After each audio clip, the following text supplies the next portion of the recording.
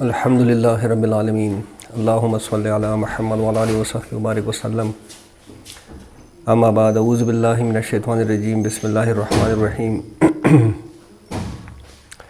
وَلِكُلٍّ وَجْهَةٌ هُوَ مُوَلِّيهَا فَاسْتَبِقُوا الْخَيْرَاتِ صدق اللہ العظیم رب اشرح لی صدری ویسر لی امری واحلل عقدۃ من لسانی یفقہوا قولی رب یسر ولا تعسر وتمم بالخیر آمین یا رب العالمین۔ سورۃ البقرہ کا مطالعہ جاری ہے۔ اس سے پہلے ہم نے 17 رکوع کا مطالعہ کر لیا تھا۔ آج انشاءاللہ 18 اور 19واں رکوع ہم نے پڑھنا ہے۔ تمہیداً میں آپ کو بتا دوں، سورہ بقرہ کے جو 4 رکوع ہیں، شروع کے 4 رکوع، اس میں قرآن کی جو حکمت ہے، قرآن کا جو فلسفہ ہے، اس کا ایک خلاصہ پیش کیا گیا ہے۔ اور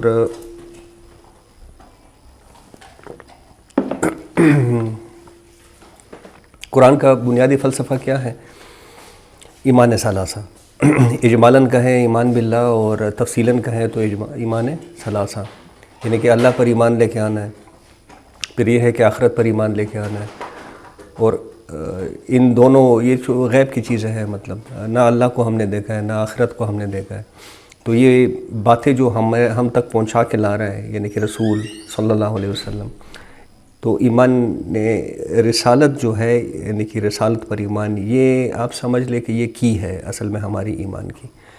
اصل میں تو ایمان باللہ ہے، لیکن کس کے ذریعے ہمیں یہ ایمان تسلیم ہم نے کیا ہے؟ نبی کریم صلی اللہ علیہ وسلم کے ذریعے۔ تو اس میں یہ جو رسالت پر ایمان ہے، یہ کلیدی کردار ادا کرتے ہیں۔ تو بہرحال پہلے 4 رکوع میں تو ایمان ثلاثہ کے خلاصہ آ گیا۔ اس کے بعد جو 10 رکوع ہیں، براہ راست خطاب کس سے ہے؟ بنی اسرائیل سے خطاب ہے، اور اس میں بھی آغاز تو ایک بھرپور قسم کے دعوت سے ہوا بنی اسرائیل کو، کہ ایک ہم بخت ہو، تم نے مطلب عیسیٰ علیہ السلام کو تو نہیں مانا، موسیٰ علیہ السلام کو بھی رد کر دیا، اپنی کتابوں کو بھی رد کر دیا، اب بھی تمہارے پاس چانس ہے، یہ جو آخری پیغمبر آئے ہیں نبی کریم صلی اللہ علیہ وسلم، انہی پر ایمان لے کر آ جاؤ تو تمہارا بیڑا پار ہو جائے گا۔ پھر یہ ہے کہ ان پہ ایک فرد جرم عائد کی گئی ہے، مطلب فرد جرم میں کیا بتایا گیا کہ یہ ایک ایسی قوم تھی، یہ ایک ایسی امت تھی جس پہ اللہ کے بڑے احسانات رہے، تمام جہان والوں پر ان کو فضیلت دی گئی، لیکن ان کا فسق و فجور ٹھہرنے کا نام نہیں لے رہا تھا، مطلب ہر جگہ پہ انہوں نے اپنے فسق و فجور کا ظہور کیا ہے۔ شرک انہوں نے کیا، کتاب اللہ کو ماننے سے انہوں نے انکار کیا، مزید کیا کچھ نہیں کیا، انبیاء اور اپنے جو اہل علم لوگ تھے ان کو قتل کرنا ان کے بائیں ہاتھ کا کام تھا۔ پھر یہ ہے کہ جہاں جہاں احکامات الہی آتے رہے، سب سے انہوں نے انکار کیا، اس کے باوجود اللہ کے احسانات ان پہ جاری و ساری رہے۔ لیکن پھر یہ ہے کہ جب اتنے فسق و فجور ظاہر ہو گئے ان کے، تو 3 طریقوں سے اللہ نے ان پہ اپنا فیصلہ پھر ثبت کیا ہے۔ اس میں سب سے پہلے کیا کہا گیا؟ ضربت علیہم الذلۃ والمسکنہ، کہ یہ جو ان کی کارگزاریاں تھی، اس کے بدلے اللہ نے پھر ان پہ یہ ہے کہ ذلت اور مسکنت تھوپ دی۔ دوسرا پھر کیا کہا گیا کہ دین میں جو میم میخ نکالنے کی کوشش کر رہے تھے اور اللہ کے احکامات کو آگے پیچھے کرنے کی کوشش کر، اس سے ان پہ کیا اللہ کی طرف سے ایک لعنت نازل ہوئی، فقست قلوبہم، تو ان کے دل سخت ہو گئے۔ دل جب سخت ہو جاتے ہیں تو اوبیسلی پھر اس میں کوئی بات اندر نہیں جاتی، نہ کوئی نصیحت اندر جاتی ہے، نہ کوئی خیر کے بات، بس وہ جلیبیاں ہی اندر جاتی ہے پھر۔ اور دوسرے نمبر پر افتؤمنون ببعض الکتاب وتکفرون ببعض، کہ اگر تم یہ کرو گے تو پھر کیا ہوگا؟ یہ دنیا میں ذلت و رسوائی اور آخرت میں دوگنا عذاب۔ اب یہ باتیں تو ہو گئی، لیکن اس میں ہم بارہا اس بات کا اعادہ کر رہے ہیں کہ اس میں ہم نے اپنے آپ کو ذرا جج کرنا ہے۔ یہ واقعات، یہ قصے اس لیے نہیں سنائے جا رہے کہ بس سن کے گھر جا کے آرام سے سو جاؤ، نہیں، اس کو آئینے کے طور پہ رکھو اور اس میں اپنا عکس تلاش کرنے کی کوشش، ہم کہاں پہ گڑے، تو آپ کو اندازہ ہوگا۔ ہم نے باتیں کی ہیں اس پہ، مطلب ہر ایک بات پہ رک کے ہم نے اپنا جائزہ لینے کی کوشش کی ہے کہ ہم میں اور ان میں واقعی کوئی فرق نہیں رہا۔ نال بالنال والی جو حدیث تھی وہ بالکل آج ہم پر منطبق ہے، مطلب ہماری وہی سچویشن ہے جو ان کی سچویشن تھی۔ تو اگر ہماری وہی سچویشن ہے تو پھر انتظار ہم خیر کا کیوں کریں؟ مطلب یہ ایک سوال ہمیں اپنے آپ سے پوچھنا ہے۔ ہم تو مطلب اس خوش فہمی کے اندر پڑے ہوئے کہ ہم اللہ کی قوم ہیں، اللہ کی امت ہے، پھر پاکستان نبی کریم صلی اللہ علیہ وسلم کا خواب ہے، کوئی کہتا ہے کہ صالح علیہ السلام کی اونٹنی ہیں، تو مجھے تو سمجھ نہیں آتا کیسے صالح علیہ السلام کی اونٹنی ہے، مطلب جس مقصد کے لیے پاکستان کو آزاد کیا گیا تھا، کیا وہ مقصد پورا ہو رہا ہے؟ اگر وہ مقصد پورا نہیں ہو رہا تو پھر ہمیں اس طرح کی باتیں کرنی نہیں چاہیے. یہ خوش فہمی ہے، اس خوش فہمی سے ہمیں باہر نکلنا چاہیے. اچھا 10 رکوع میں تو یہ باتیں ہو گئی. اس کے بعد کے جو 4 رکوع ہے اس میں تحویل قبلہ کے متعلق کچھ بات ہو گئی، اس ضمن میں کچھ بات ہو گئی. تحویل قبلہ تو ایک استعارہ ہے کہ قبلہ اب بدل گیا. اصل میں بات کیا تھی؟ امت کو بدلا جا رہا تھا کہ مطلب تمہیں تو ہم نے اتنا کتنے عرصہ ان میں نبوت، 1400 سال تو نبوت کا تار ٹوٹا ہی نہیں ہے، اس سے پہلے بھی انبیاء آتے رہے. تو اب تمہارا بس اتنا جتنا موقع دینا تھا تمہاری بس وہ ہو گئے. 2000 سال کا ان کو ایک عرصہ ملا تھا، وہ کچھ نہیں کر سکے. اب ان کو برخاست کیا جا رہا ہے کہ اب یہ جو منصب ہے اس سے تمہیں ادھر ادھر کیا جا رہا ہے، تمہاری جگہ ایک اور امت کو کھڑا کیا جا رہا ہے. تو تحویل قبلہ کا مضمون آیا 4 رکوع میں.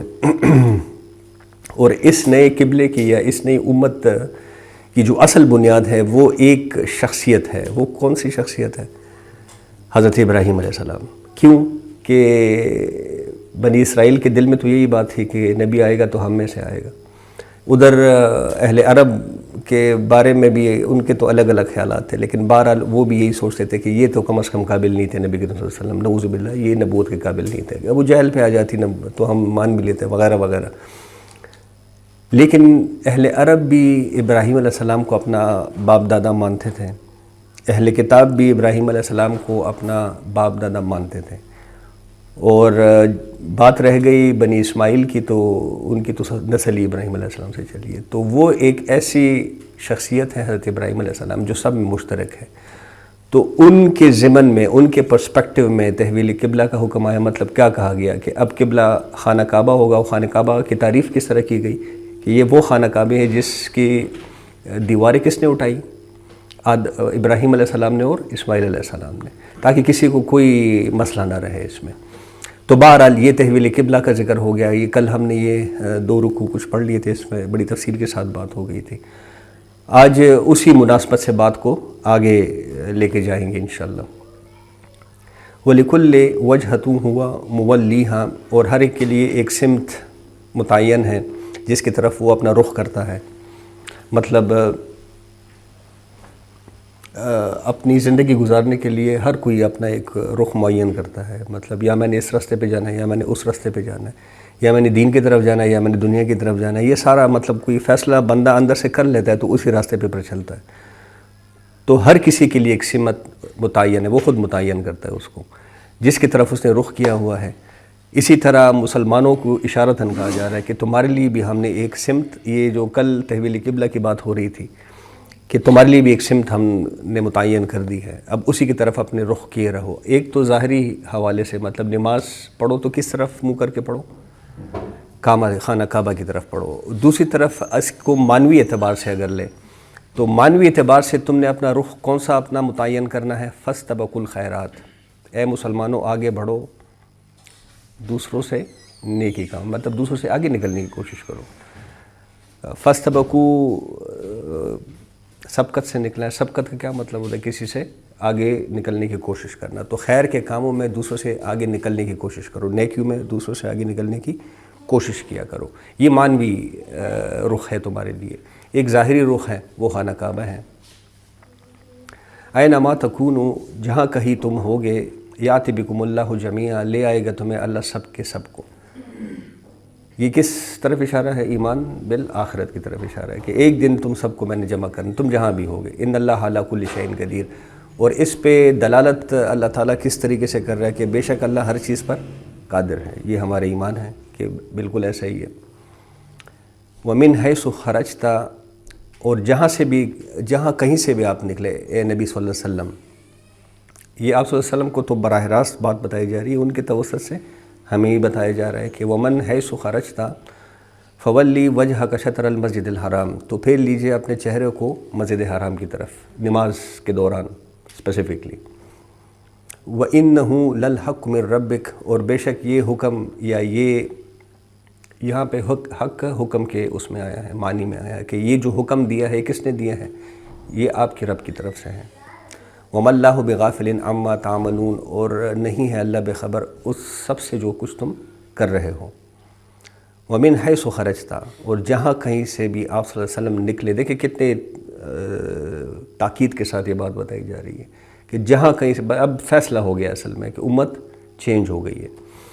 تو ومن حیث خرجت فولی وجہک شطر المسجد الحرام، اور جہاں کہیں سے بھی اے نبی صلی اللہ علیہ وسلم آپ نکلیں تو اپنے رخ کو پھیر دیجئے کس طرف؟ خانہ کعبہ طرف، مسجد الحرام کی طرف. اب ہم سے کہا جا رہا ہے وحیث ما کنتم، اور اے مسلمانوں جہاں کہیں بھی تم ہو، فولوا وجوہکم شطرہ، تو پھیر لیا کرو اپنے چہروں کو نماز کے دوران مسجد الحرام کی طرف. چاہے تم امریکہ میں ہو، پاکستان میں ہو، روس میں ہو، افریقہ میں ہو، جہاں بھی ہو، رخ کہاں پہ کرنا ہے؟ خانہ کعبہ کی طرف، مسجد الحرام کی طرف. لئلا یکون للناس علیکم حجہ، تاکہ نہ ہو لوگوں کے پاس تمہارے خلاف کوئی دلیل. اب یہ اشارہ کس کی طرف کیا جا رہا ہے؟ کیوں رخ کرو خانہ کعبہ کی طرف؟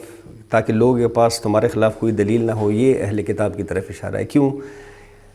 چونکہ تورات میں لکھا ہوا تھا کہ نبی کریم صلی اللہ علیہ وسلم وہ جو آخر الزمان نبی آئیں گے جن پہ نبوت کا اختتام ہونا ہے، ان کا قبلہ خانہ کعبہ ہوگا. یہ تورات میں بڑی وضاحت کے ساتھ لکھا ہوا ہے. ٹھیک ہے، اب اگر نبی کریم صلی اللہ علیہ وسلم قبلے کا رخ اختیار نہ کرتے تو کیا ہو جاتا؟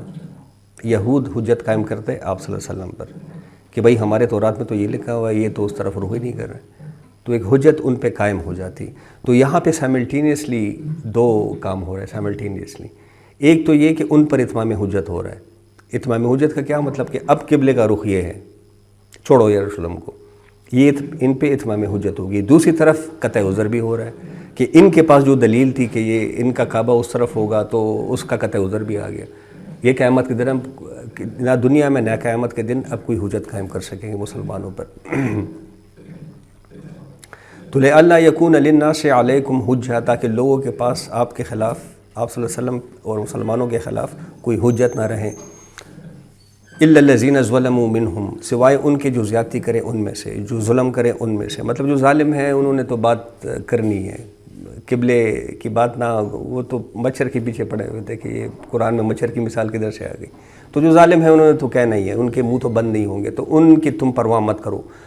فلا تخشوہم واخشونی، تو مت ڈرو ان سے. مطلب ان کی باتوں سے کوئی ڈرنے کی ضرورت نہیں، کہنا تو جو بھی کہتے ہیں وہ، مجھ سے ڈرو. وَلِأُتِمَّ نِعْمَتِ عَلَيْكُمْ، اور تاکہ میں پورا کر دوں اپنے نعمت کو تم پر. اب یہ کس شکل میں ہوا؟ یہ جو تحویل قبلہ ہوئی ہے، یہ محمد صلی اللہ علیہ وسلم کی بعثت کی بنیاد پر ایک نئی امت کو جو کھڑا کیا گیا ہے.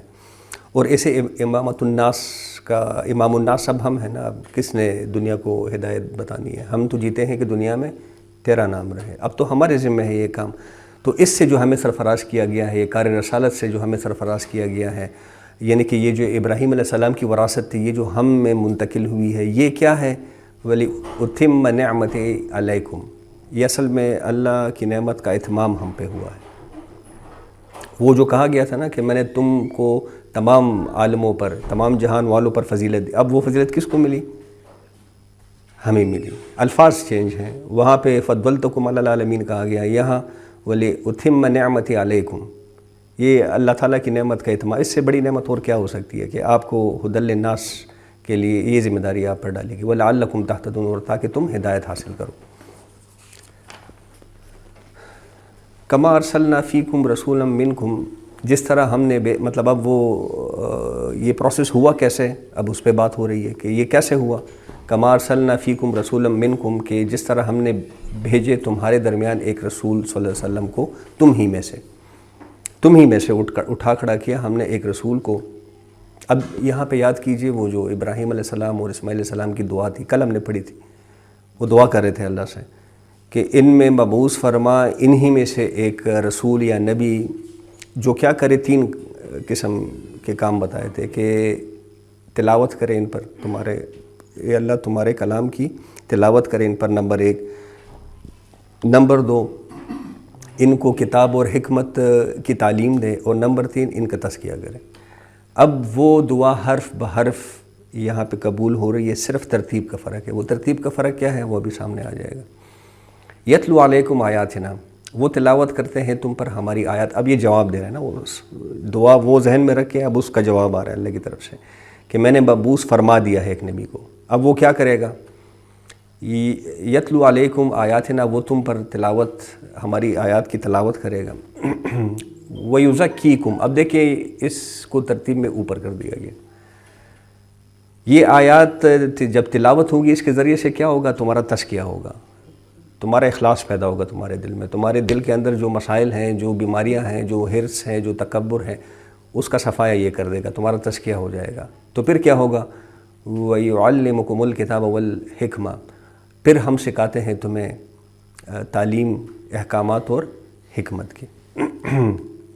اب دیکھیں ترتیب میں یہ جو فرق آیا ہے، وہ دعا کی ترتیب میں نے آپ کے سامنے رکھ دی. اس میں کیا ترتیب تھی کہ سب سے پہلے تلاوت آیات، تعلیم کتاب و حکمت، پھر تزکیہ. جواب کس ترتیب سے آیا کہ تلاوت آیات، تزکیہ، پھر تعلیم. اب اس میں حکمت کیا ہے؟ اب ظاہر ہے، ایک بات تو آپ ذہن میں رکھ لیں کہ ابراہیم علیہ السلام اور اسماعیل علیہ السلام نے جو دعا مانگی تھی وہ غلط تو نہیں ہو سکتی تھی، لیکن ہم یہ کہہ سکتے ہیں کہ یہ جو جواب آیا ہے، جس شکل میں اس دعا کو قبولیت کا شرف حاصل ہوا ہے، یہ ایک امپروفڈ فارم تھی، ایک امپروفڈ شکل تھی اس کی. جو دعا ابراہیم علیہ السلام، اسماعیل علیہ السلام نے کی تھی، اس کی ایک امپروفڈ شکل آپ سمجھ لیں. اب اس لیے کہ تزکیہ مقدم ہے تعلیم پر، یہ بہت امپورٹنٹ پوائنٹ ہے. اگر نیت صحیح نہیں، اخلاص نہیں، تو تعلیم، یہ جو کتاب اور حکمت کی تعلیم ہے، یہ کیا کرے گا؟ یہ مفید ثابت نہیں ہوگی بلکہ گمراہی میں اضافہ کرے گی. جی، مثالیں ہمارے سامنے. اگر نیت کج ہے، گمراہی بڑھتی چلی جائے گی. یہ ایک عام انسانی کیفیت ہے، اس سے آپ جان نہیں چھوڑا سکتے. اب تزکیہ کا حاصل کیا ہوگا کہ نیت درست ہو جائے گی، اخلاص پیدا ہو جائے گا. یہ دونوں چیزیں ٹھیک ہو جائیں، نیت ٹھیک ہو جائے، اخلاص پیدا ہو جائے، تو بس آپ کے اعمال بھی ٹھیک ہو جاتے ہیں. اور اگر ایسا نہیں ہے تو جتنی تعلیم بڑھتی جائے گی، جتنا علم بڑھتا جائے گا، اتنا ہی شیطنت بڑھتی جائے گی اگر نیت میں کجی ہے. مطلب یہ بڑے بڑے جو فتنے عالم اسلام میں اٹھے، یہ عالموں نے اٹھائے ہیں. آپ ذرا تاریخ پڑھیں، یہ کسی باہر سے کسی نے نہیں اٹھایا، ہمارے اندر سے عالموں نے اٹھائے ہیں. یہ دین اکبری کا خیال اکبر کے فہم و گمان میں بھی نہیں تھا. یہ کہا جاتا ہے کہ ان کو یہ پٹی کس نے پڑھائی تھی؟ ابو الفضل اور فیضی جیسے بڑے علماء جو تھے، انہوں نے یہ پٹی ان کو پڑھائی تھی. اسی طرح یہ غلام احمد قادیانی صاحب جو ہیں، ان سے متعلق بھی کہا جاتا ہے کہ ان کو اصل میں پٹیاں پڑھانے والے کون تھے؟ حکیم نور الدین. یہ بہت بڑا عالم تھا. تو بہت بڑا عالم ہوگا، لیکن اگر اس کی نیت کج ہو گئی تو اتنا ہی بڑا فتنہ اٹھائے گا عالم. اور ہم نے تاریخی واقعات کچھ آپ کے سامنے میں نے رکھ دی، یہ ایسے ہی ہوتا ہے. اب اس پہلو سے یہ جو تزکیہ ہے یہ مقدم ہے.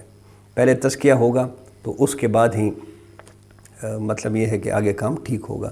اور اس کا ثبوت یہ ہے کہ یہاں پہ بھی یہ دعا اس شکل میں نے آپ کو پڑھ کے سنا دی. یہی مضمون سورہ آل عمران میں اور اس کے بعد سورہ جمعہ میں آیا ہے، اور اسی ترتیب کے ساتھ آیا ہے. یہ اس کا ثبوت ہے کہ اصل میں ترتیب یہی ٹھیک ہے کہ پہلے تلاوت کے ذریعے سے تزکیہ ہو، اس کے بعد پھر تعلیم ہو. اگر تزکیہ نہ ہو صحیح طریقے سے، تعلیم و تربیت کا کیا نتیجہ نکلے گا؟ فساد. اب یہیں پہ آپ کو یاد ہوگا 2-3 دن پہلے میں نے آپ کے سامنے ایک آیت رکھی تھی قرآن حکیم کی، اس سے بھی اسی طرف اشارہ ملتا ہے. کیا فرمایا کہ یا ایھا الناس قد جاءتکم موعظہ، بے شک تمہارے پاس آ گئی اللہ کی طرف سے ایک نصیحت. نصیحت کیا کرتی ہے؟ دلوں کو نرم کرتی ہے. تو جب نصیحت تمہارے سامنے پڑھی جائے گی، وہ تمہارے دل کو نرم کرے گی. یہ کلام اللہ جب دل کے اندر اترے گا تو پھر کیا ہوگا؟ وہ شفاء لما فی الصدور. تو یہ تمہارے دل کے اندر جتنے بھی فسادات ہیں، جتنے بھی بیماریاں ہیں، انجائنا کی بات نہیں ہو رہی، وہ جو اصل مرض ہے ہمارے، حسد ہے، تکبر ہے، حب مال ہے، حب دنیا ہے، یہ جو امراض ہیں ان کا صفایا کر دے گی. پھر کیا ہوگا؟ وہدن، تو یہ تمہارے لیے ہدایت بن جائے گی. مطلب اس کی حکمت بھی سمجھ آ جائے گی، اس کی ہدایت، یہ سارا کچھ سمجھ میں آ جائے گا. تو بہرحال یہ جو کہا جا رہا ہے نا، یہ ترتیب میں جو فرق، یہ اصل میں یہی ترتیب کارگر ہے. تو یتلو علیکم آیاتنا ویزکیکم ویعلمکم الکتاب والحکمہ ویعلمکم ما لم تکونوا تعلمون. اور سکھاتے، اور وہ جو رسول جس کو ہم نے مبعوث کیا ہے وہ تمہیں سکھاتے ہیں وہ کچھ جو تم پہلے نہیں جانتے تھے. یہ جو شریعت ہے ہم تو بے خبر تھے اس سے. کس نے آ کے ہمیں شریعت سمجھائی؟ نبی کریم صلی اللہ علیہ وسلم نے. غیب کا علم ہمارے پاس تو کچھ نہیں تھا. کس نے آ کے ہمیں سمجھایا؟ سب سے بڑھ کر یہ جو قرآن ہے یہ کس نے ہمیں دیا ہے؟ آپ صلی اللہ علیہ وسلم نے ہمیں دی ہے. تو فَاذْكُرُونِی أَذْكُرُکُم، تم ہمیں یاد کرو، ہم تمہیں یاد رکھیں گے. ایک بہت بڑا میثاق ہے، بہت بڑا وعدہ ہے۔ اب اس کا بھی دیکھیں وہ ایک حدیث کے الفاظ ہیں کہ میرا بندہ جب مجھے اپنے دل میں یاد کرتا ہے تو میں بھی اس کو اپنی جی میں یاد کرتا ہوں۔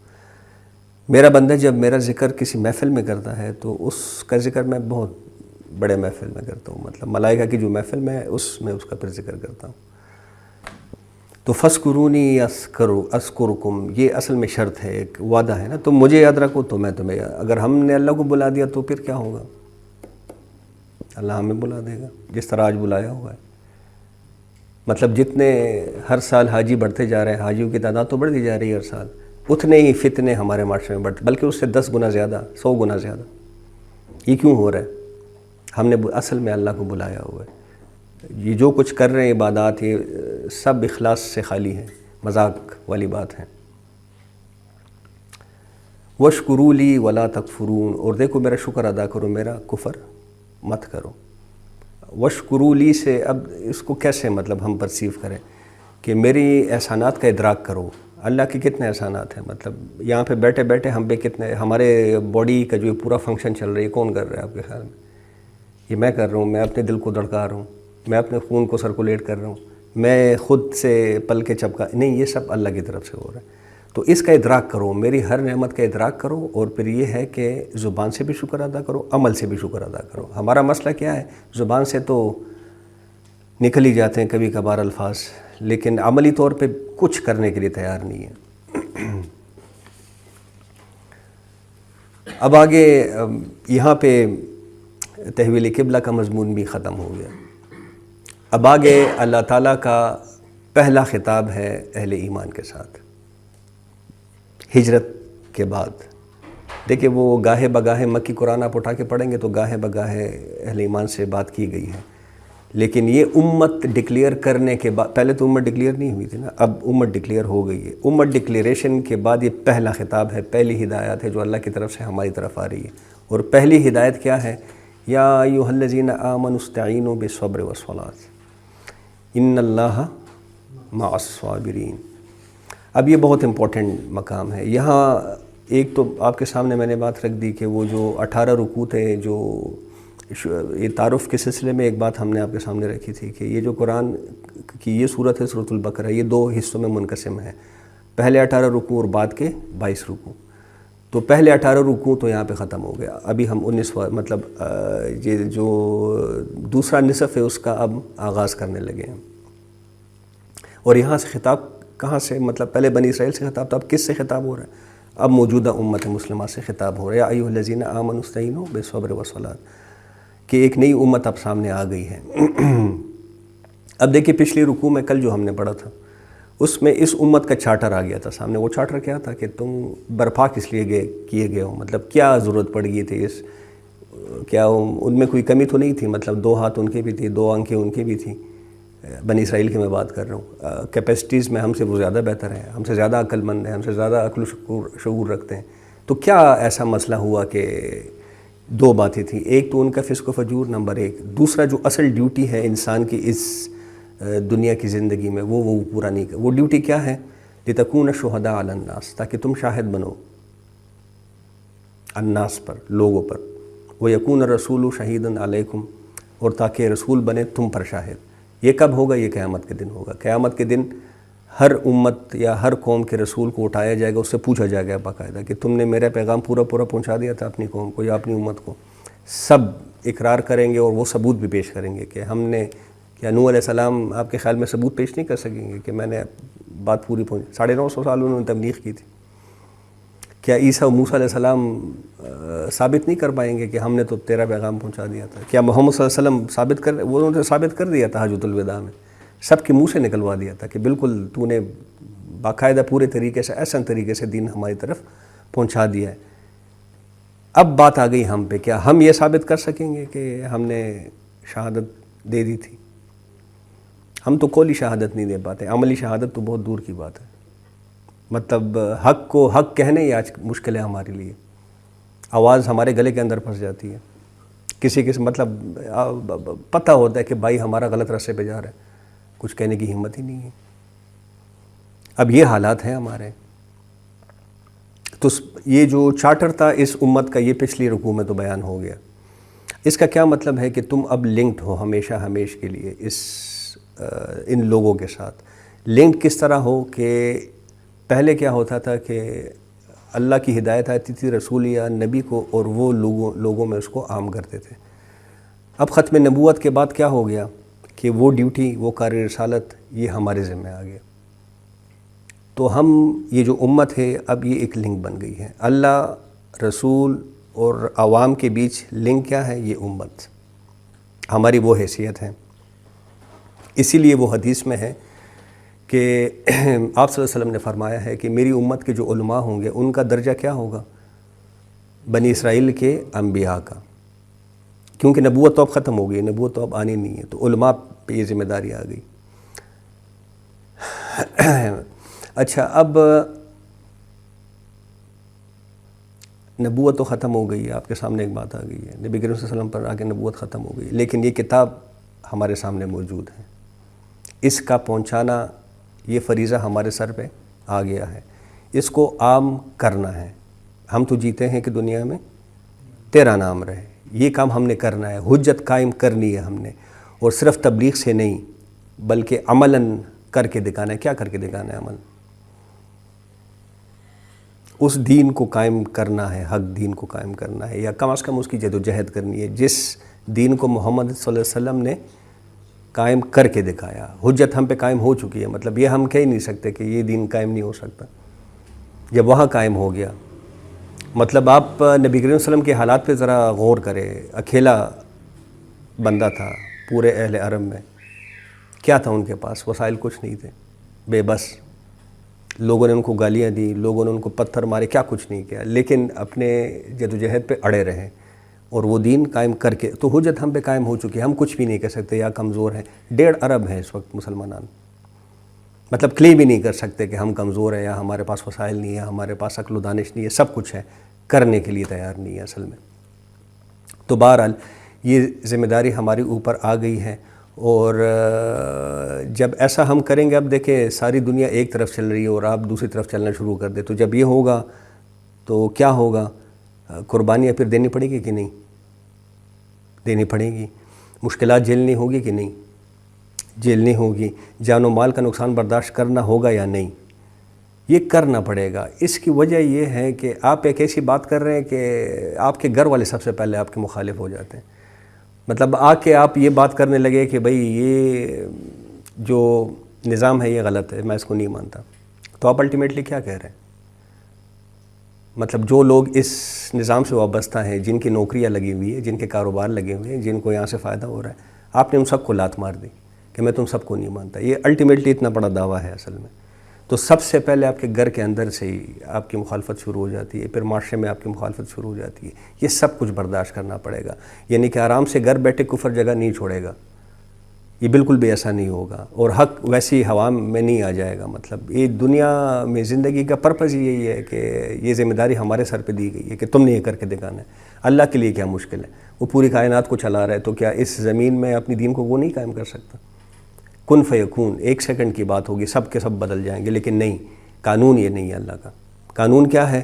تمہیں یہ ذمہ داری میں نے دی ہے، تم نے میرا دین قائم کرنا ہے۔ تو بہرحال حق کو قائم کرنے کے لیے کم از کم ایفرٹ جو بندہ کر سکتا ہے، وہ کیا ایفرٹ کر سکتا ہے کہ اپنا تن من دھن تو لگا دے۔ وہ مودودی صاحب کا ایک بڑا پیارا جملہ ہے کہ یہ جو نظام حق کے قیام کی جو جد و جہد ہے، یہ ایسے ہی ہے کہ ایک بلڈنگ کی تعمیر ہو رہی ہے، ہم نے اس بلڈنگ کی تعمیر میں اپنی جو مزدوری ہے وہ لگانی ہے۔ بلڈنگ بنے نہ بنے، بلڈنگ ٹیڑھی بنے سیدھی بنے، ہم نے اپنا کام کرنا ہے۔ تو ہماری منیمم ایفرٹ کیا ہو سکتی ہے؟ اپنا تن من دھن ہم اس جد و جہد میں لگا دیں۔ اب دین قائم ہو نہ ہو، دیکھیں وہ آخر میں فیصلے انفرادی حیثیت میں ہوں گے۔ وَكُلُّهُمْ آتِيهِ يَوْمَ الْقِيَامَةِ فَرْدًا فَرْدًا فَرْدًا، ہم نے اللہ کے سامنے، اگر آپ نے اخلاص کے ساتھ اپنی جد و جہد کی، آپ کامیاب ہو جائیں گے، چاہے دین قائم نہ ہوا۔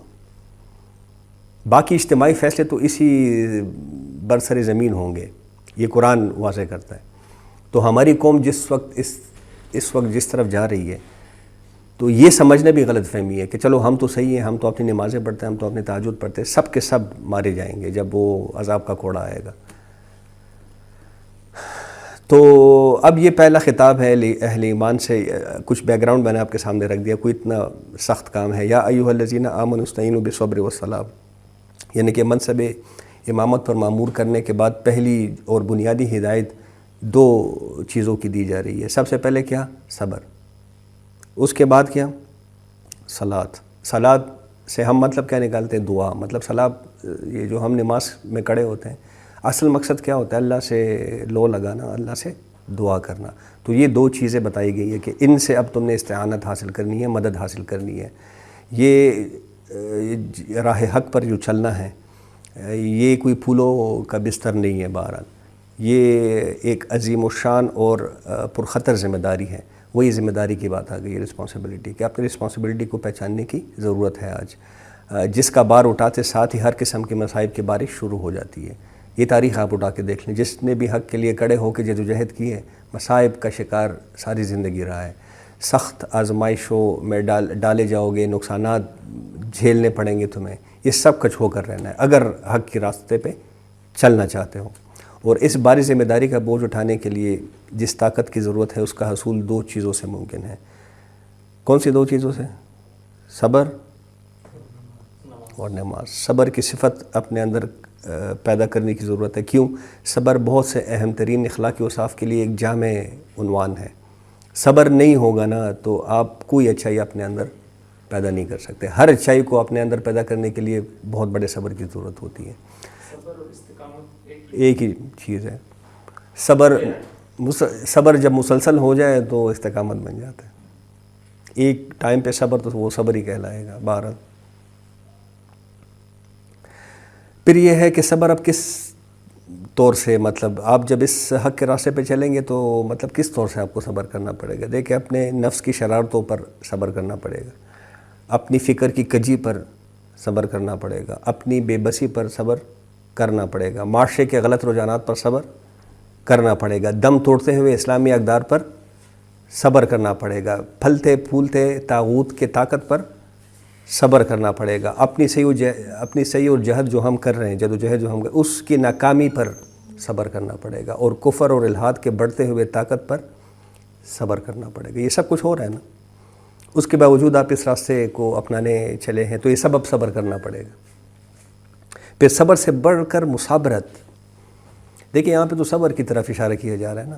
سورہ آل عمران کی جو آخری آیت ہے، آیت نمبر 200، اس میں کیا فرمایا گیا؟ یا ایھا الذین آمنوا اصبروا وصابروا ورابطوا واتقوا اللہ لعلکم تفلحون۔ اے اہل ایمان، اے ایمان کا دعویٰ کرنے والو، صبر سے کام لو۔ آگے کیا فرمایا؟ وصابروا، مصابرت، یہ باب مفاعلہ سے آیا۔ باب مفاعلہ میں مقابلے کا مفہوم آتا ہے، یعنی کہ صبر کے مقابلے میں صبر تم نے کرنا ہے، اپنے صبر سے ان کے صبر کا مقابلہ کرنا ہے۔ آج یہ جو ہمارا حال ہے، ہم بار بار کہتے ہیں کہ انہوں نے بڑا کام کیا ہم پہ، تو یہ کام کرنے سے کیا مراد؟ انہوں نے بڑا صبر کیا ہے۔ مطلب ٹیکنالوجی میں آج اگر وہ ہمارے باپ بنے ہوئے ہمارے سروں کے اوپر بیٹھے، انہوں نے بڑا صبر کیا ہے۔ آج دنیا کا سارا نظام اپنے ہاتھوں میں وہ لیے ہوئے، انہوں نے بڑا صبر کیا ہوا ہے۔ ہم نے کیا کیا؟ ہم نے تو عیاشیاں کی ہیں۔ آج بھی دیکھ لیں، کیا آپ کو لگتا ہے ہماری جو بڑے بیٹھے ہوئے ہمارے ملک کے اندر یا کسی بھی اسلامی ملک کے اندر جو ان کے رہنما، کیا وہ صبر کر رہے ہیں؟ عیاشیاں کر رہے ہیں۔ تو ہم نے تو عیاشیاں کی ہیں، انہوں نے صبر کیا ہے۔ اب کیا کہا جا رہا ہے کہ ان کے صبر کے مقابلے میں صبر پیدا کرو، ورابطوا، اور رابطے میں رہو۔ اب رابطے سے یہاں پہ مطلب مینجمنٹ ٹھیک رکھو، اپنی صحیح طریقے سے کام کرو۔ واتقوا اللہ، اور اپنی رسپانسبلٹی کو پہچانو۔ دیکھو وہاں پہ وہی الفاظ آ گئے، واتقوا اللہ لعلکم تفلحون۔ یہ سارا کرو گے تو صبر کرو گے، مصابرت کرو گے، رابطے میں رہو گے، اور آخر میں اپنی رسپانسبلٹی کو پہچان کر اس کو ادا کرو گے، لعلکم تفلحون، تو تمہیں فلاح مل جائے گی، ادروائز خسارہ ہی خسارہ ہے۔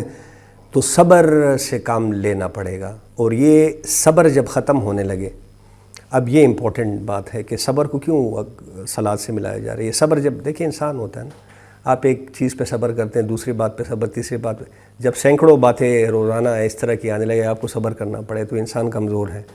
صبر میں کامی واقع ہو جاتی ہے، صبر ختم ہونے لگتا ہے۔ تو جب آپ کا یہ صبر ٹوٹنے لگے تو پھر اللہ کی جناب کڑے ہو کر لو لگاؤ۔ وَتَبَتَّلْ إِلَيْهِ تَبْتِيلًا، اللہ کے آگے پھر کڑے ہو کے لو لگاؤ، اللہ سے دعائیں کرو۔ تو اس سے کیا ہوگا، تمہارے جو صبر کا جام ہے اللہ اس کو دوبارہ سے بھر دے گا، اس کو ایک نئی جلا بخش دے گا، آپ کے صبر کو ایک نئی جلا بخش دے گا۔ یعنی کہ یہ قطرہ، یہ انسان ایک قطرے کی مانند ہے۔ یہ قطرہ جب اس سمندر سے جا کر ملتا ہے، یا یہ فانی جب اس لافانی سے جا کے جڑتا ہے، یا یہ ناچیز جب اس لازوال اور لامحدود میں جا کر ڈوب جاتا ہے تو امر ہو جاتا ہے، پھر غم نہیں لگتا، بلکہ اعلیٰ منزل تک پہنچنے کے لیے ایک سیڑھی معلوم ہوتی ہے۔ تند یہ بادی مخالف سے نہ گھبرائے عقاب، یہ تو چلتی ہے تجھے اونچا اڑانے کے لیے۔ یہ صلات کا کمال ہے۔ آپ کا صبر ٹوٹنے لگے تو اللہ کے سامنے کھڑے ہو جائیں، وہ آپ کے صبر کے پیمانے کو دوبارہ سے لبریز کر دے گا اور آپ پھر عقاب کی طرف چڑھتے چلے جائیں گے۔ اسی لیے فرمایا ان اللہ مع الصابرین، اللہ صبر کرنے والوں، یہ اتنی بڑی طاقت ہے صبر کی، اگر یہ ہم میں پیدا ہو جائے۔ اب یہ جو میت کی بات کی گئی ہے، اللہ کی مدد، اللہ کی نصرت، اللہ کی تائید ان کے شامل حال ہوگی جو صبر سے کام لیں گے، صلات سے کام لیں گے، استعانت حاصل کریں گے تو اللہ ان کی مدد کرے گا۔ دوسرا دیکھیں، وہ قرآن سے ہی ہمیں پتہ چلتا ہے کہ وَهُوَ مَعَكُمْ أَيْنَمَا كُنْتُمْ، یہ میت جو ہے اللہ کی، کہ اللہ تو ایسے ہمارے ساتھ ہے، جہاں بھی تم ہو اللہ تمہارے ساتھ ہوتا ہے۔ پھر قرآن میں ہی فرمایا گیا کہ وہ رگ جاں سے بھی تمہارے زیادہ قریب ہے۔ پھر یہ بھی فرمایا کہ جہاں تم دو ہوتے ہو تو تیسرا کون ہوتا ہے؟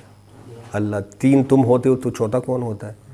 تو اللہ تو ایسے ہی ساتھ ہے۔ لیکن جو صبر کرنے والے ہیں، جو استعانت حاصل کرنے والے ہیں صبر اور نماز سے، ان کے ساتھ اسپیسیفکلی کہا جا رہا ہے کہ ان اللہ مع الصابرین۔ یہ کئی دفعہ یہ جملہ قرآن میں آپ کو سننے کو ملے گا، ان اللہ مع الصابرین۔ وَلَا تَقُولُوا لِمَن يُقْتَلُ فِي سَبِيلِ اللَّهِ أَمْوَاتٌ۔ اب دیکھیں پہلی قدم پر جان دینے کی ہدایت دی جا رہی ہے، جان دینے کے لیے تیار کیا جا رہا ہے۔ اب اس میں ایک بات تو آپ سمجھ لیں کہ اللہ کی راہ میں جان دینے والے مرتے نہیں ہیں، وہ زندہ ہیں، یہاں پہ بھی یہی بات بتائی جا رہی ہے۔ دوسرا، اللہ کی راہ میں شہید ہونے والوں کو قیامت کے دن کا انتظار نہیں کرنا پڑتا۔ قیل ادخلوا الجنہ، ادھر آپ کی جان گئی، ادھر آپ داخل ہو گئے جنت میں۔ تو یہ باتیں ذرا ذہن میں رکھنی چاہیے۔ یہی مضمون سورہ آل عمران میں مزید کھل کر آیا ہے، وہاں پہ انشاءاللہ اس کی مزید وضاحت ہو جائے گی۔ تو وَلَا تَقُولُوا لِمَن يُقْتَلُ فِي سَبِيلِ اللَّهِ أَمْوَاتٌ، دیکھو جو اللہ کی راہ میں قتل ہو جائے ان کو مردہ مت کہو، بل احیاء، وہ زندہ ہے اصل میں، وَلَٰكِن لَا تَشْعُرُونَ، لیکن تمہیں اس کا شعور نہیں۔ جس طرح ہمیں اپنے منافقت کا شعور نہیں تو اس کا ہمیں کیا شعور ہوگا۔ اب اس سے امپورٹنٹ آیت، مطلب وہاں پہ ذہناً تو تیار کر لیا گیا کہ جس راستے پر تم قدم رکھنے لگے ہو تو وہ ایک ایسا راستہ ہے کہ صبر اور نماز کے بغیر تو ممکن ہی نہیں ہے۔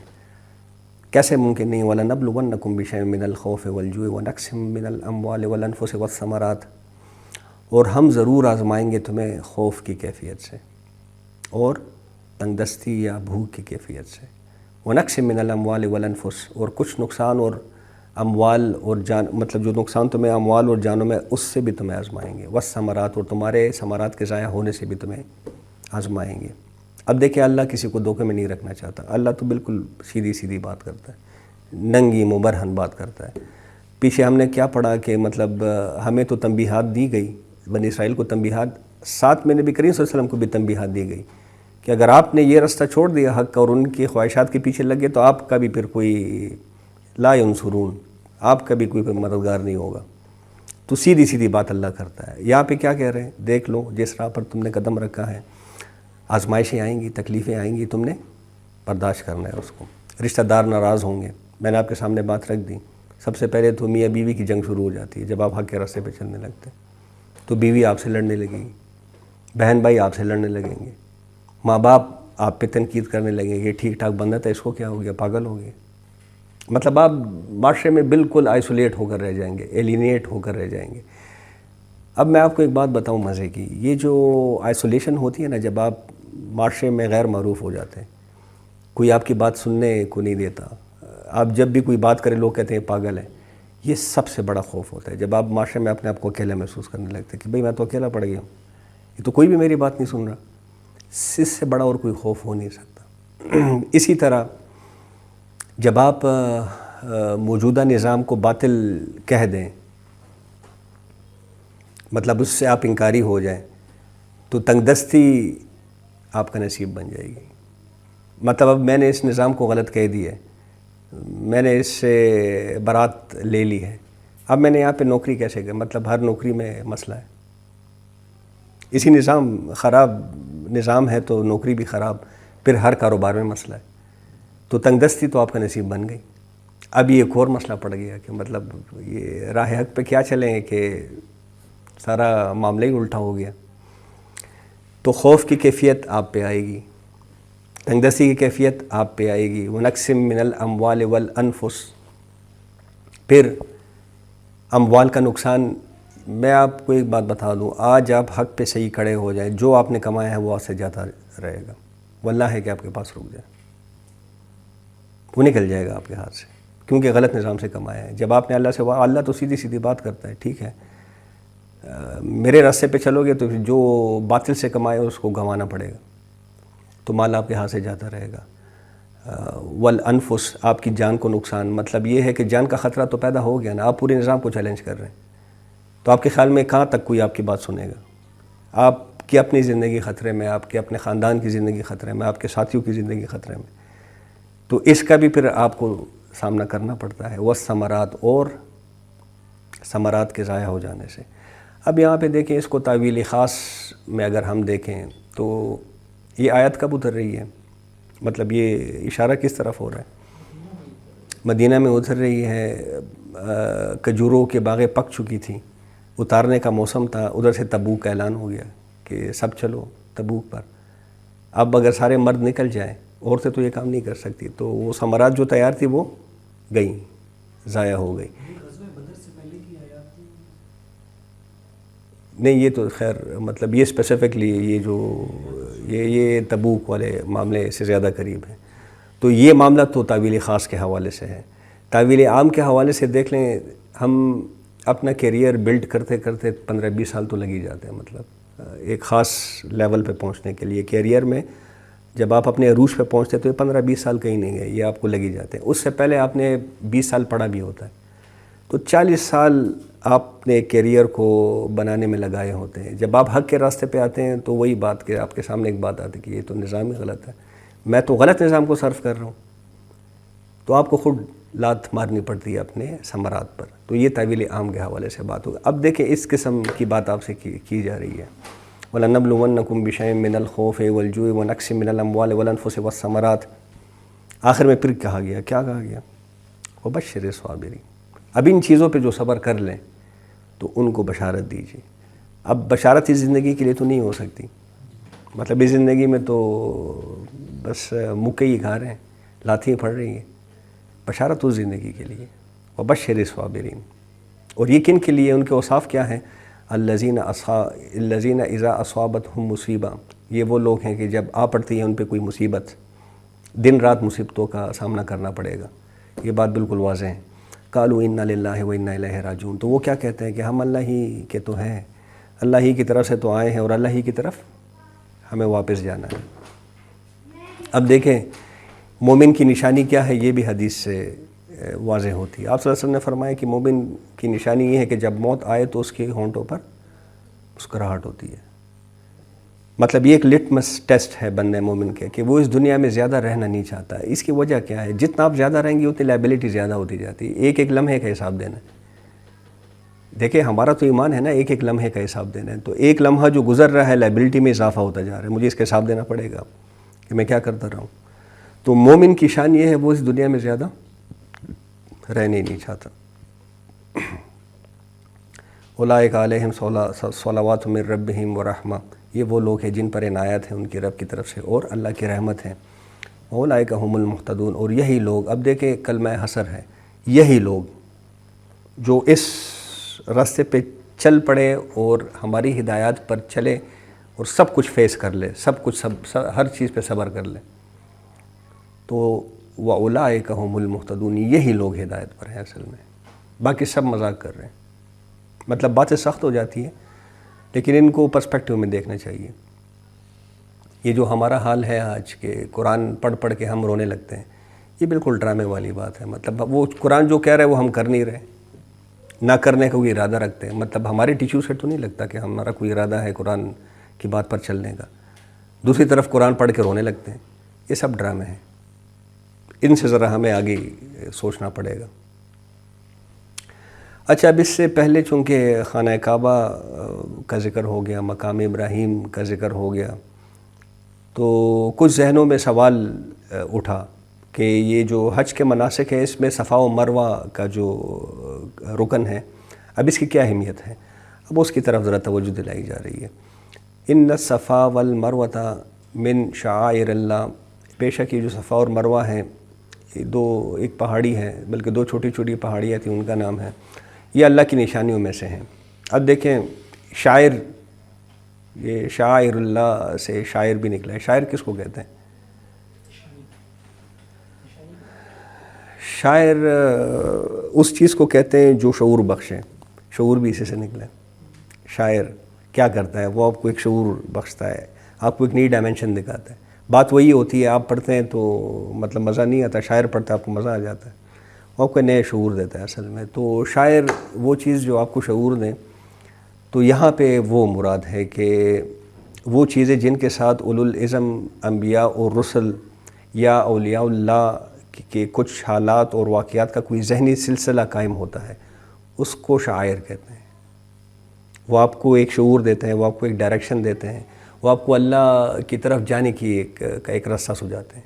تو ان الصفا والمروۃ من شعائر اللہ فمن حج البیت او اعتمر، بس جو حج کرے اس گھر کا، یعنی کہ خانہ کعبہ کا، یا عمرہ کرے، فلا جناح علیہ ان یطوف بہما، تو نہیں ہے کچھ حرج ان پر کہ وہ طواف کرے ان دونوں پہاڑوں کا. مطلب ہما دو کی طرف اشارہ ہے، صفا اور مروہ کا، ان کا وہ طواف کرے. وہ جو 7 چکر ہوتے ہیں، جن حضرات نے عمرہ یا حج کیا ہوئے ان کو پتہ ہوگا. ومن تطوع خیرا، اور جو کوئی خوشی سے کرے یہ نیکی کا کام ہے، جو کوئی اس کو خوشی سے کرے، فإن اللہ شاکر علیم، تو بے شک اللہ بڑا قدردان ہے، سب کچھ جاننے والا ہے. یہاں پہ یہ شاکر، انسان بھی شاکر ہے، اللہ بھی شاکر ہے. یہ دیکھیں دونوں طرف بات جاتی ہے. تو اللہ کا شاکر ہونا کیا مطلب؟ سب سے پہلے تو انسان کا شاکر ہونا کیا مطلب؟ کہ انسان اللہ کی نعمتوں پر احسان مندی جتائے. دیکھیں، احسان مندی جتانا یہی شکر کہلاتا ہے. اور اللہ کا شاکر ہونا کہ وہ آپ کی اس احسان مندی کی قدردانی کرے، کہ اس نے آپ کو نعمت دی، آپ نے احسان مندی دکھائی، وہ اس کو شرف قبولیت بخشیں، آپ کی قدردانی کی وہ کریں، شکر کی قدردانی کریں. ان الذین یکتمون ما انزلنا من البینات والہدی. اب دیکھیں، بنی اسرائیل کا مضمون تو ختم ہو چکا ہے، اب تو بات نئی امت سے کی جا رہی ہے. لیکن سابقہ امت سے جڑی چند ایسی چیزیں تھیں کہ جن کو واضح کرنا ضروری ہے. اور اس میں سب سے بڑی کیا بات تھی کہ علم کو چھپانا یہ بہت بڑا جرم ہے. اب آپ کے سامنے یہ باتیں آتی رہی ہے کہ انہوں نے مطلب ان کو تورات جو دی گئی تھی اس میں کئی ایسے باتیں تھیں جن کو انہوں نے چھپایا. مطلب قرآن میں، تورات میں قرآن کا ذکر ہے، نبی کریم صلی اللہ علیہ وسلم کا ذکر ہے، بیت اللہ کا ذکر ہے، ان سب کو انہوں نے چھپایا. تو ان الذین یکتمون ما انزلنا من البینات والہدی، بے شک جو لوگ چھپاتے ہیں اس حق کو جو ہم نے نازل کیا ہے واضح دلائل کے ساتھ، ہدایت میں سے. دیکھیے، اب ہدایت میں سے قرآن بھی ہے، ہدایت یہ ام الکتاب جو ہے، اسی میں سے تورات کا انزال ہوا، اسی میں سے انجیل اتری، اسی میں سے زبور اتری. تو من الہدی، یہ جو ہم نے ہدایت میں سے جس کا انزال کیا اس کو چھپانا. من بعد ما بینہ للناس فی الکتاب، اس کے بعد کہ ہم نے واضح کر دیا اس کو لوگوں کے لیے کتاب میں. اولئک یلعنہم اللہ، یہ وہ لوگ ہیں کہ لعنت کرتا ہے اللہ ان پر. ویلعنہم اللاعنون، اور لعنت کرتے ہیں اس پر تمام لعنت بھیجنے والے، لعنت کرنے والے. الا الذین تابوا، اب اس سے کون مستثنیٰ ہے؟ اہل کتاب سے بات منسلک ہو گئی، لیکن کس کو استثناء دیا گیا؟ الا الذین تابوا، سوائے ان کے جنہوں نے توبہ کی. واصلحوا، اور اپنے رویوں کی اصلاح کی. وبینوا، اور بیان کیا مطلب ابھی تک جو کچھ چھپا رہے تھے اس کو اب اس کا اظہار کر دیں. مطلب ایسی بچت نہیں ہوگی کہ توبہ کر لی اور بس آرام سے بستر میں جا کے سو گئے، نہیں، جن جن باتوں کو جس حق کو چھپایا اب اس کو بیان کرنا پڑے گا. فاولئک اتوب علیہم، تو یہ لوگ ہیں کہ میں توبہ قبول کرتا ہوں جن کی. وَأَنَّ التَّوَّابُ الرَّحِيمُ، اور میں تو ہوں ہی، ہم تو ہیں ہی بہت ہی توبہ کو قبول کرنے والا. ان الذین کفروا، بے شک جن لوگوں نے کفر کیا، وماتوا وہم کفار، اور مرے اسی حالت میں، مطلب ایک تو کفر کیا اور اسی حالت میں جان بھی چلے گی، مر گئے. اولئک علیہم، یہ وہ لوگ ہیں کہ جن پر کیا ہوتی ہے، لعنت اللہ والملائکۃ والناس اجمعین، کہ ان پر لعنت ہے اللہ کی، فرشتوں کی اور سب کے سب لوگوں کی. خالدین فیہا، وہ ہمیشہ رہنے والے ہیں اسی لعنت کے اندر. لا یخفف عنہم العذاب، نہ ہلکا کیا جائے گا ان سے، کوئی عذاب میں کوئی کمی نہیں ہوگی دنیا میں بھی اور آخرت میں بھی. ولا ہم ینظرون، اور نہ ہی انہیں کوئی مہلت دی جائے گی. وَإِلَٰهُكُمْ إِلَٰهٌ وَاحِدٌ، اور تمہارا معبود تو ایک ہی معبود ہے. توحید، نظر توحید، ہم اسی کی بنیاد پہ ہمارا دین گڑا ہے سارا. وَإِلَٰهُكُمْ إِلَٰهٌ وَاحِدٌ لَا إِلَٰهَ إِلَّا هُوَ الرَّحْمَٰنُ الرَّحِيمُ، نہیں ہے کوئی معبود سوائے اس کے جو بہت ہی مہربان ہے اور ہمیشہ رحم فرمانے والا ہے. اب اس سے آگے ایک اور بہت اہم موضوع آ رہا ہے، ایک آیت الآیات، جس کو ڈاکٹر صاحب نے نام دیا ہے. اس پہ انشاءاللہ کل بات کریں گے. آج اسے بھی اکتفا کرتے ہیں. اقول قولی ھذا واستغفر اللہ لی ولکم ولسائر المسلمین والمسلمات.